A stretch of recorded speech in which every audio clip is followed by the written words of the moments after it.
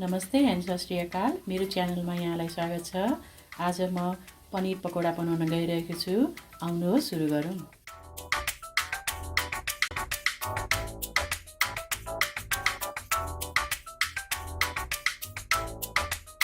पनिर पकोडाको लागि मैले यहाँ 200 ग्राम पनिर लिएको छु। यसलाई मैले यस्तो पिस गरेर काटेको छु। हजुरको चोइस हो, या कस्तो पिसमा काट्न चाहनुहुन्छ त्यही अनुसारले काट्दा हुन्छ।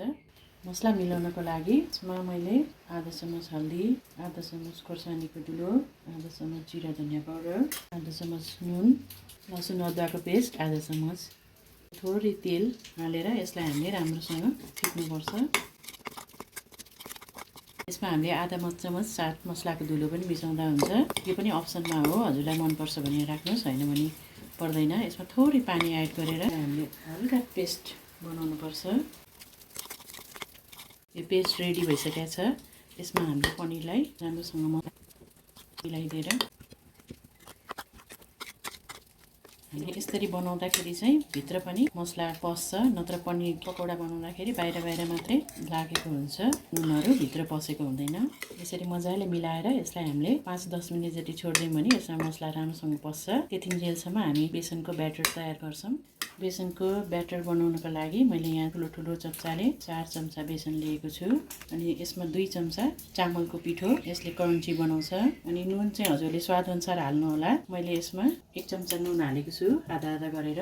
आधा चम्मच बेसार, आधा चम्मच खोर्सानीको पाउडर, जिरा धनियाँ र 1 चम्चा उसलाई अलिकति क्रस गरेर यो ज्वानोलाई पनि हालिदिने र यसलाई राम्रोसँग मिलाइदिने र यसको घोल तयार गर्ने। हामीले यसमा अलिअलि थोरै पानी हाल्दै राम्रोसँग यसलाई फिटेर यसलाई जम्न नदिने, राम्रोसँग यसको घोल तयार गर्ने।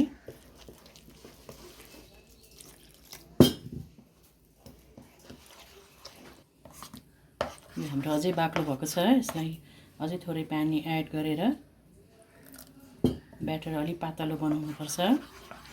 एकदम छिटो र सजिलो र सरल उपाय छ। पनिर पकोडा एकदम छिटो स्न्याक्समा तयार हुन्छ। ब्याटर यतिको पातलो हुनुपर्छ। अब यो ब्याटर तयार भयो।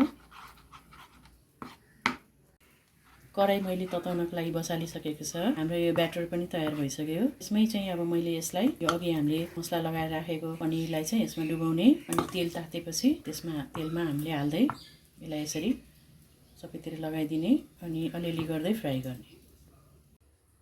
तेल तातिसक्यो, तेल मैले बसाइसकेको छु। ताते कि तातेन एकचोटि अलिकति हजुरले यो ब्याटर हालेर चेक गर्न सक्नुहुन्छ। माथि फुलेर आयो, तेल गरम भइसकेको छ। यो मैले अघि यो मिलाएको यो हामीले अब पकौडीलाई तार्दै जाने।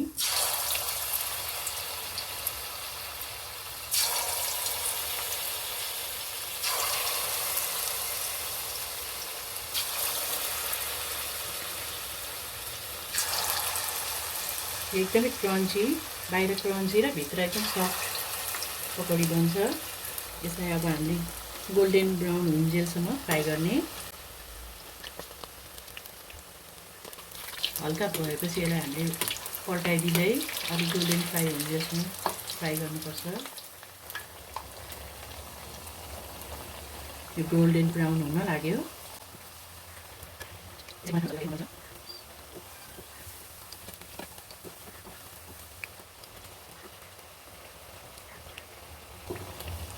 यो रेडी भइसक्यो। यसलाई हामीले तेल तर्काउँदै निकाल्दा हुन्छ।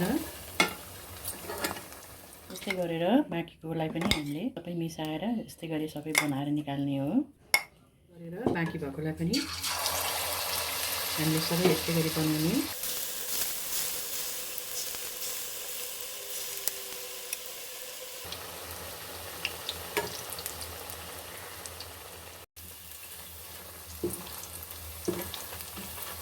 यो पनि गोल्डन ब्राउन भइसक्यो। यसलाई निकाल्दा हुन्छ।